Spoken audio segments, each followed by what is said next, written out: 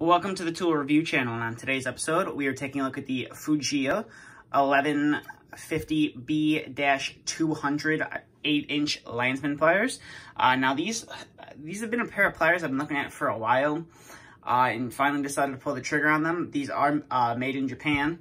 I've been watching quite a few reviews on some of the FUJIYA products, or the FUJIYA pliers that they have to offer, and I have to say I was really impressed and decided to pull the trigger on a few different pairs of pliers and thought I would test them out myself.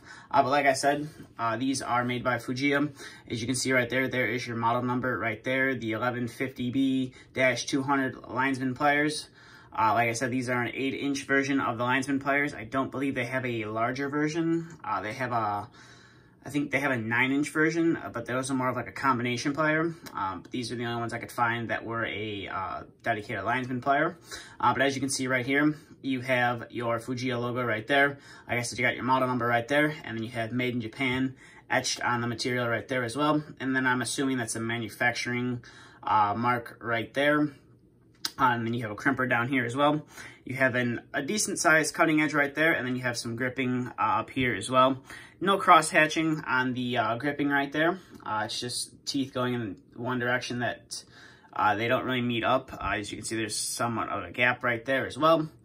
And then your handles, they do say FUJIYA on them right there. But the finish on this side is a nice polished chrome, like almost a chrome-like finish. And then on the back side, it is like a black finish, as you can see right there. I did have to oil these up quite a bit to get them to be loose as they are right now. And the handles are not really, it's like a comfort grip handle. It's more of a harder rubber handle, which is a little bit different from some of the pliers I've reviewed in the past, like the Knipex or the Weehas. And the Kleins, definitely a little bit of a different material, but it does feel kind of great in your hands. So overall, these are a nice pair of pliers. As for the looks of it, we're going to get to some testing here in a minute. But as you can see at the end, you do have a point if you needed to tie off the tool. If you're working at a height and you needed to tie it off, you do have 2 tether points right there.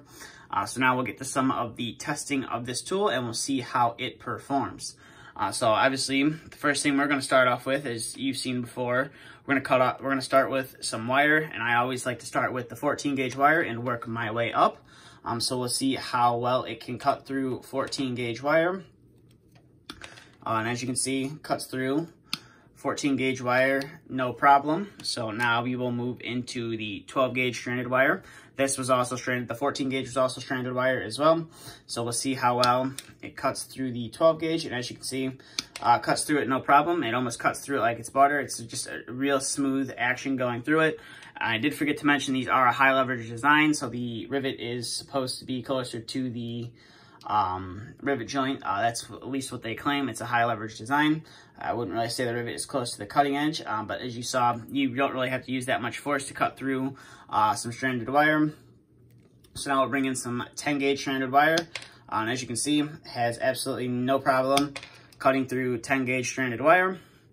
So now we're going to step it up a little bit, and we're going to bring in some 14-2 with ground Romex wire, and we'll see if these can cut through, see how well that these can cut through. And as you can see, definitely cuts through it, no problem. Definitely have to use a little bit of force to get through it, but it will cut through the 14-2 with no problem whatsoever. So now that we're done with the 14-2, we'll bring in some 12-2 with ground. We'll see how well it can cut through these. Definitely have to use a little bit of force, and you can see the camera shook there, but you can do it. You just got to use a little bit of force to do it. It can cut through that, no problem. Like I said, you do have to use a little bit of force to cut through it, but these have no problem getting through that as well. So now we are going to bring in a 632 screw, or whatever you want to call it, and we're going to see how well it will cut through this, and we'll see if it can cut through this. I don't believe it should be able to cut through this, but you never know. But as you can see, you definitely have to use a lot of force to cut through that, but as you can see, cut through it. The edge is a little bit jagged, so that might be a little bit of a problem, but you do have to use quite a bit of force to get through a 632 screw. We'll take a look at the jaws real quick. As you can see, on the back side of the cutting edge, there's no gaps or anything. So the cutting edges on here are real sharp.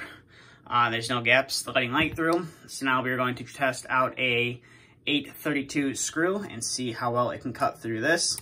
So we'll put it on there. Definitely gonna have to probably use quite a bit more force than the 632 screw to get through it. I'm gonna have to probably use 2 hands here. But as you can see, it can cut through that.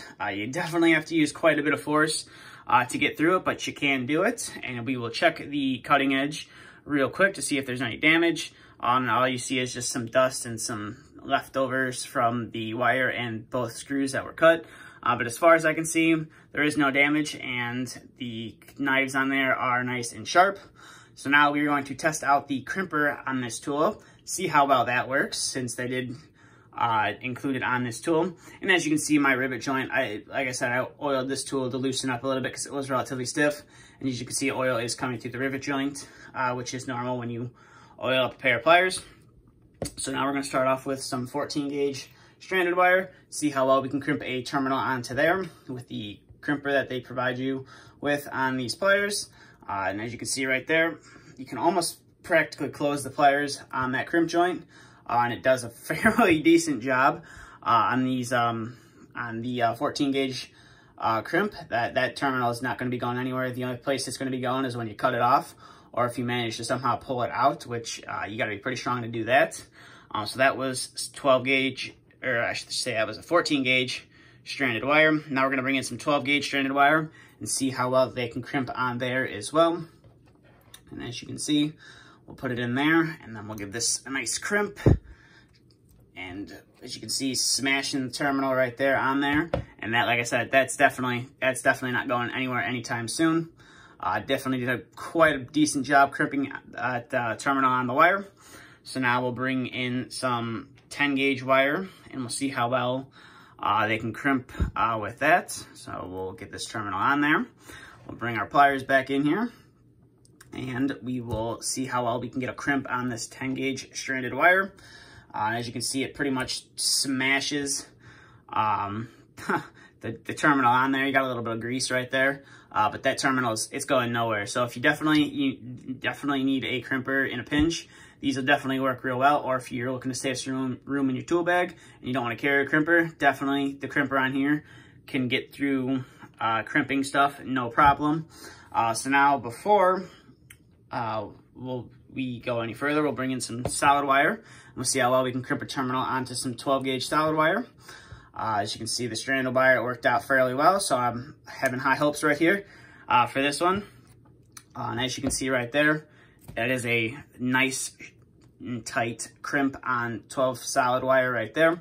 So now we'll bring in the last of the wire to test. We'll bring in some 14 gauge solid wire and we'll see how well the crimp does on here. Hopefully it performs just as well as all the other pliers. And as you can see right there, it is a nice crimp that's definitely not going to be pulling off or going anywhere anytime soon. So overall, the crimper on here and the cutting edge on here are a very nice addition. Like I said, I had been very interested in these Japanese pliers. All the reviews I had been watching about this brand definitely, said that they were a nice pair of pliers. Some people did compare them to Knipex, and I definitely do have to say they are pretty much on par with the Knipex quality.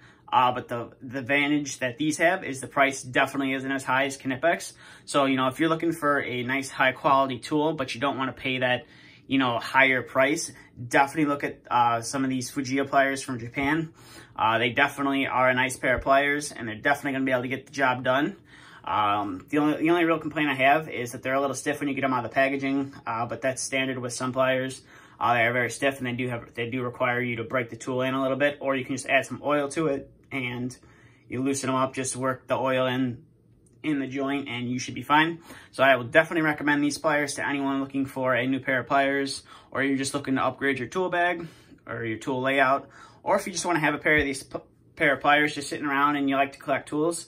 Definitely highly recommend picking up these pair of pliers. They're definitely nice. I will leave a link to them in the description below if you would like to pick them up. But that's all I have for this video, so thank you for watching. And if you're new to the channel, please hit the subscribe button and give this video a thumbs up if you did enjoy this review. thank you for watching, and stay tuned for the next video to be uploaded.